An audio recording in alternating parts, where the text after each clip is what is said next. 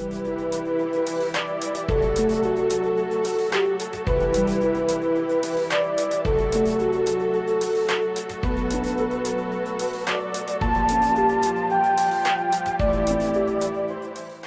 back, everybody. This is the thejonnymar, and I am continuing with Metal Gear Solid 2 Sons of Liberty, the HD version. So I decided to start off this episode by showing off the little Easter egg sequence when you use the directional microphone. King. To come all the way to New York just to get hit with a bowel attack. What luck. Oh. This one's worse than that one up in Alaska. Come to think of it, that commander chick really reminded me of someone. Who is she like again? Oh yeah, she's like her. Now that's a time I'd like to forget. Ridiculous that I had to get jacked for everything that was on me. When I think about it, that's when everything started to hit the skids. It's a shame. Up to that point I was steady cruising on the elite course. Oh, here we go again. Oh. Still, that Russian crew is a pretty decent bunch. The president's escort guys get on my nerves, though. Oh, whatever. For now, just gotta hang in there. Oh, there's no paper. It's poor Johnny Sasasuke, or however you pronounce his name. And that is the guard from Metal Gear Solid 1 that Meryl actually kidnapped her equipment from by knocking him out. So now that we are through with the core of Shell 1, we are going to run very quickly across this little platform here, and we're going to head back to the warehouse with our brand new key, and that is the level 3 key card. Because that's going to allow us to access some new weaponry that we're going to need in the very near future. Now, if you are quick enough, you can actually get through that area without having to take out those sentries. But if you wait around, those ciphers will eventually start doing their routes, and they will identify you if they see you.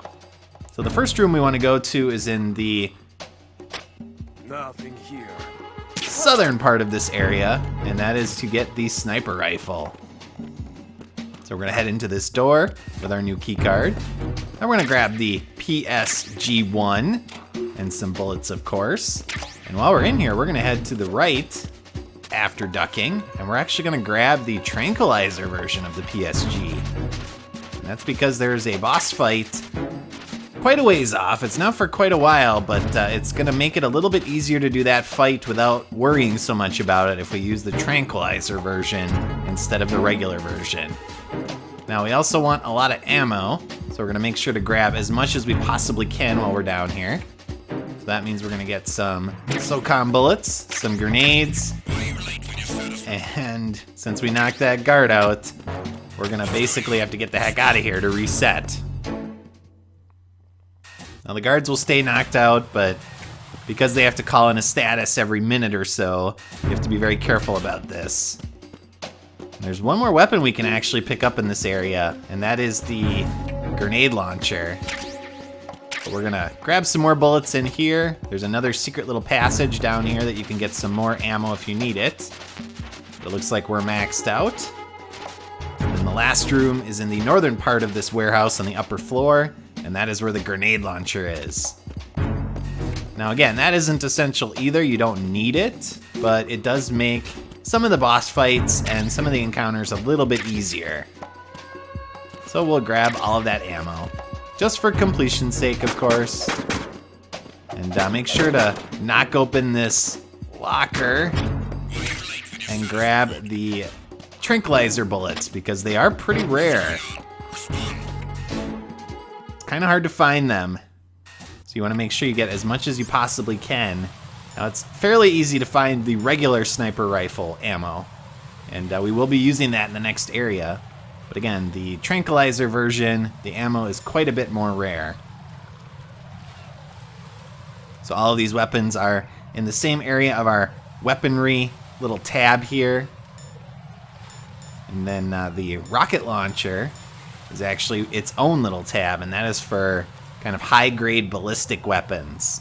We're actually going to be getting another one of those kind of really powerful weapons very soon. But in the meantime, what we need to do is just run straight across here. Don't give those ciphers any opportunity to get into their little movement paths. And then we're going to head back into the parcel room. Now what we need to do is head back to the sediment area. And we got to go there because that is where the hatchway is for us to get to the crossing between shells 1 and 2. So it's not going to be that tough. I'm going to try to take these guards out so they don't cause me any problems. After he reports in, of course. And that guard I don't think is going to be worth it, so we'll just run around him. Yeah. I'm not super accurate all the time. Now if you want, you can actually equip a few of your cardboard boxes and jump up on those conveyor belts. And it'll take you to various parts of the shell depending on which cardboard box you equip. It's something I've never really done because obviously it's fairly easy to just run around.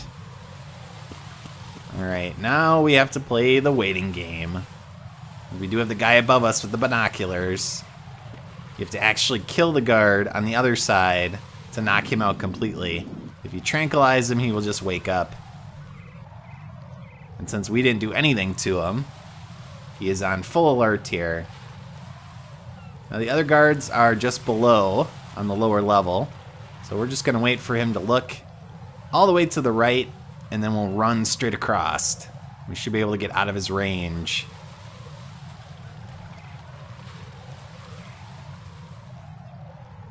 Come on. Go for it. All right. Let's head right into the sediment pool. And this will be a quick stop.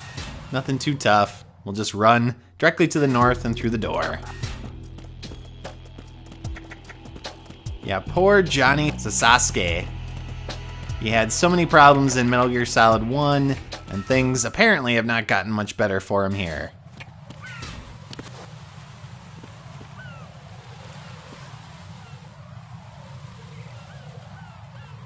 That looks like Semtex.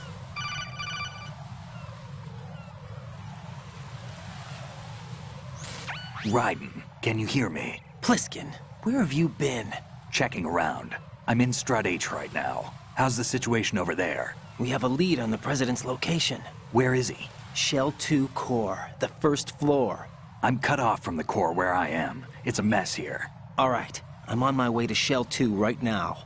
There are IR sensors in place on the connecting bridge between shells 1 and 2. If you break the beams, the Semtex will go off. Yeah, I heard them talking about that.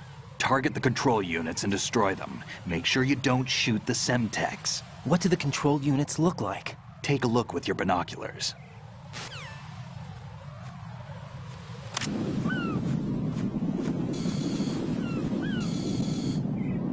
That's the Semtex. And that must be the control unit. Alright, now we have to do something I am not a big fan of, and that is use the sniper rifle. Don't try to shoot out control units with the handgun when the distance is too great. The weapon doesn't have that kind of range. Use the sniper rifle. Use the PSG-1 to take out those control units. Will do. Although I'm going to use my handgun on all of the units I can. So there are 4 units you can actually take out with the SOCOM. There's one directly above where you start. There's one directly across from you that we looked at with our binoculars. And there's a cipher up there, apparently. And then there are 2 more down here on the walkway.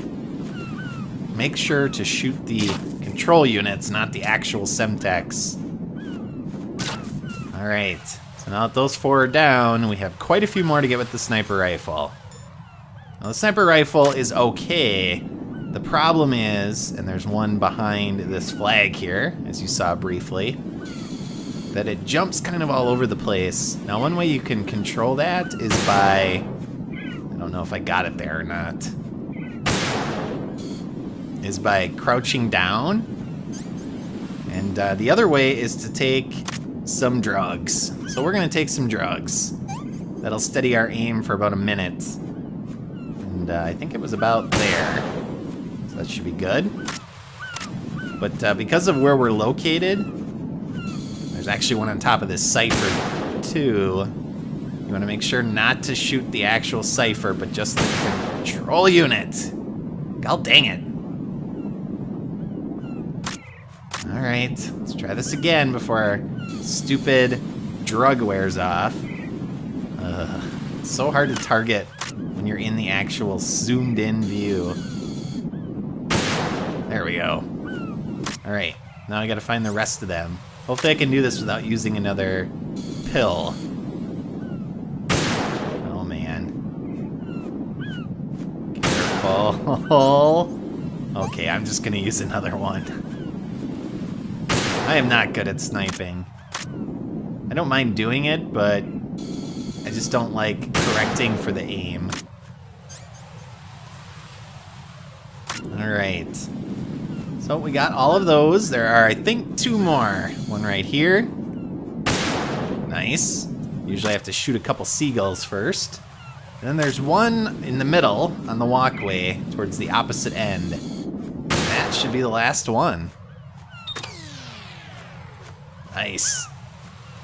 Now if you shoot them all except the one in the cipher, Pliskin will actually chide you. But apparently he has nothing to say. So because I don't want to have to do that again, what I'm going to do is head back into the sediment pool to reset my position. And then I'm going to save. And next time we're going to head out onto that walkway, now that the Semtex has been deactivated. I'm going to see what's happening. And you're probably not going to be surprised to hear that it's going to lead to a lot of fireworks. Just not Semtex-related fireworks. Raiden, the IR sensors on the connecting bridge between the 2 shells are offline. Go to the first floor of Shell 2's core and rescue the President. So I'll see y'all in my next episode when we head out onto the connecting bridge. I'm going to save here and leave you with a wonderful conversation between Rose and Jack. So long. What's up, Jack? Jack, have you remembered what day it is tomorrow? No. I see. You said you had something you wanted to talk to me about? What was it? We'll talk about it tomorrow. Why does it have to be tomorrow? So I can build up enough courage first. And so you won't run away. I would never do something like that. Liar. Every time I want to talk about something, you suddenly remember that you have some work you have to do, or you get a stomachache. Hey, that's not... You know it's true. What are you so afraid of? I'm not afraid of anything, and I won't try to run away. Is that so? Well then, we'll talk tomorrow. Yeah, So you have to come back, okay? I know.